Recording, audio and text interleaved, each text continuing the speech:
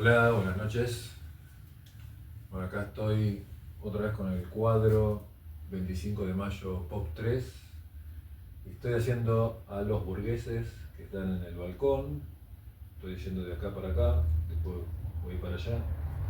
Y después la gente digamos, de la calle, el pueblo, voy a ir haciendo como picoteando algunos personajes, voy a ir así, digamos, no voy a ir de arriba para abajo, sino que voy a hacer toda una especie de picoteo de personajes, como se dice acá, que ya acá empecé por un caballo, ahora ya acá empecé también otro, un poco para equilibrar.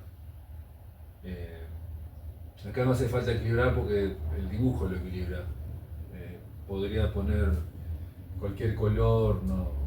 La idea es hacer mucho color, un poco siguiendo la onda del cielo, mucho color acá y acá más todavía. No hacerlo en grises como parecía que iba a pasar.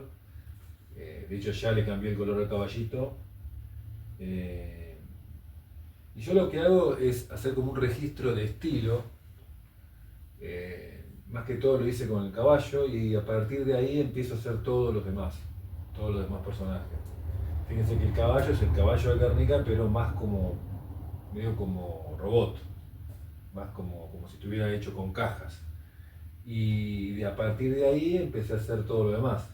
Digo, bueno, llegué a eso, digo, bueno, sigo con lo mismo, y un poco hago lo mismo con todas estas escenas, con el cuadro de escena, hago eso, establezco un estilo y a partir de ahí, de los personajes, ¿no? Voy por ese lado. Lo hago con las escenas de simbolistas, o sea, lo hice siempre así. Hago un estilo, por ejemplo, las simbolistas tienen un estilo de figuras así muy como que parecen de una especie de cómic, pero tiene mucho de gráfica los personajes. Son realistas, pero tiene algo de cómic, pero de cómic clásico.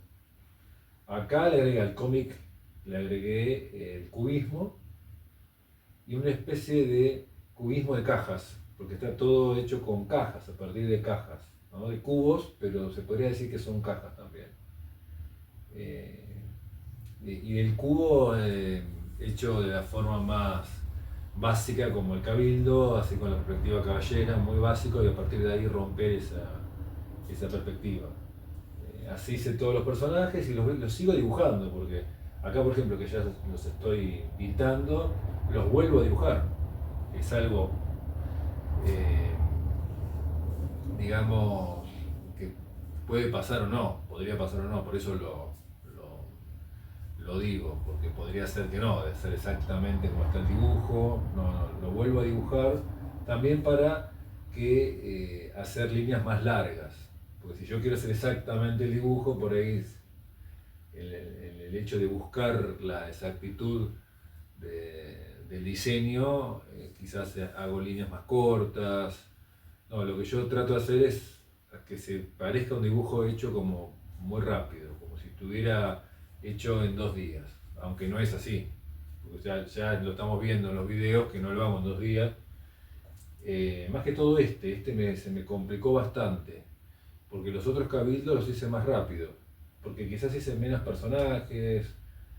eh, También en este cabildo, como estoy haciendo como una especie de video más exacto de cada paso y también con mucho comentario, porque son videos que no es tanto la descripción del paso a paso, sino también son comentarios de taller. Un poco hago las dos cosas. A partir del cuadro empiezo a comentar y por ahí me voy por las ramas, bueno, como me está pasando con todos los videos últimamente, también los de los cuadros antiguos. Eh, pero bueno, lo que quiero decir es que va lento el cuadro porque como estoy preparando telas, es el único cuadro que tengo para hablar, digamos, y que es un cuadro que está a medio hacer. Entonces, también como lo estoy usando como excusa de los videos, de alguna forma lo estoy haciendo lento por eso. Y de paso hago otras cosas, estoy haciendo arte digital, para remeras, para pósters, estoy haciendo mucho eso, mucho de arte digital ahora, mientras estoy preparando las telas, muy despacio también, estoy dibujando mucho también para el arte digital, haciendo los stencils digitales, que ya lo mostré el otro día. Lo que hago es una especie de dibujo de diseño de blanco y negro, y a partir de eso lo recorto con un programa de computadora de manejo de imágenes, recorto, y a partir de esa imagen le pongo texturas o le pongo un pleno de color, cambio los colores. Es divertido, hacer arte digital es muy divertido, la verdad que es divertido. Lo hice mucho en pandemia porque no tenía materiales, tenía poco material, no se conseguía mucho, casi que lo único que conseguía eran libretas de dibujo en un momento. Hasta usé las mismas libretas de dibujo para pintar también, hasta que se me acabó la pintura. Después empecé a pedir por internet la pintura, bueno, era un lío bárbaro mientras duró la pandemia. Entonces aproveché y aprendí a hacer arte digital, primero con collage, y después empecé a hacer un stencil digital, que ya lo expliqué, por ahí lo digo stencil digital, yo le impuse stencil digital, pero bueno, es hacer una especie de recorte de perfil, y a eso ponerle plenos de color o ponerle texturas usando otros trabajos de la serie Extracto Pop, usando esas texturas como para rellenar esos recipientes, digamos, de diseño que son los stencils.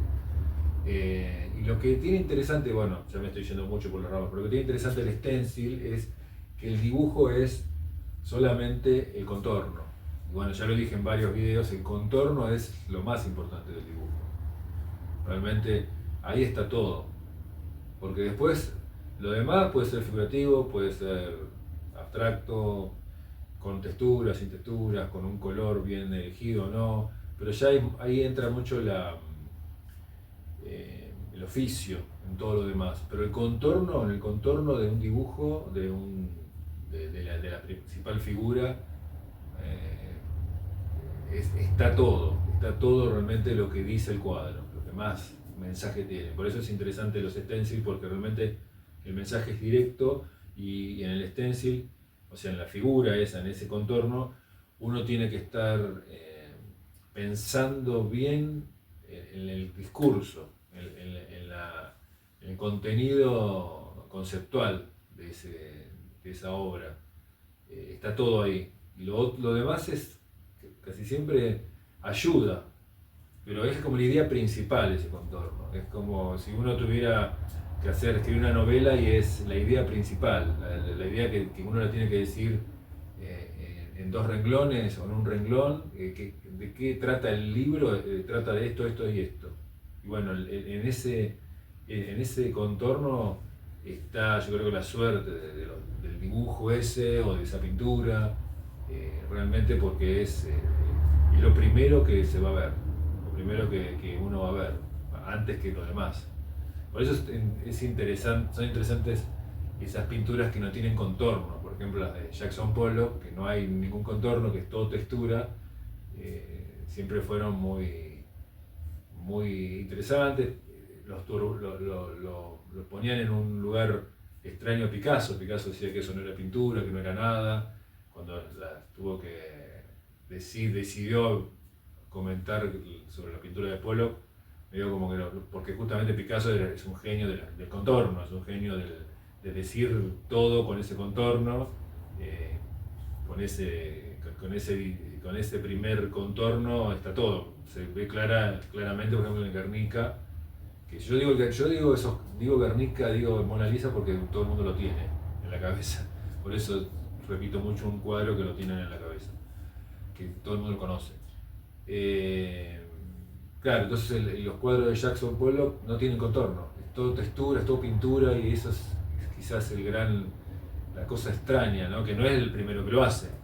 En toda la historia del arte existe cuadros así, pero es interesante eso, digamos, como una cosa diferente. Está bueno decir, bueno, no hay contorno, o el contorno es el rectángulo del cuadro, ese sería el contorno de ese cuadro. Es como decir, acá hay pintura, y el contorno es ese rectángulo que es el cuadro. De hecho, él pintaba sin bastidor, ponía las pinturas en la,